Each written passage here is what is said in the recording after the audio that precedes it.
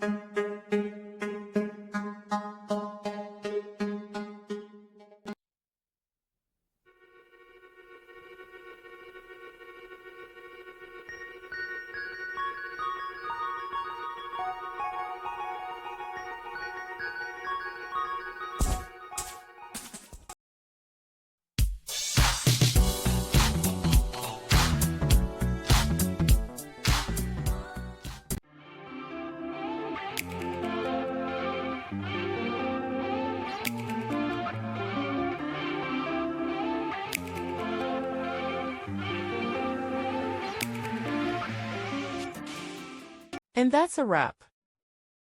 I hope you found the answer you were looking for. If you did, take a second to hit that subscribe button. It really helps out. And let me know in the comments which solution worked best for you. See you next time in the debug zone.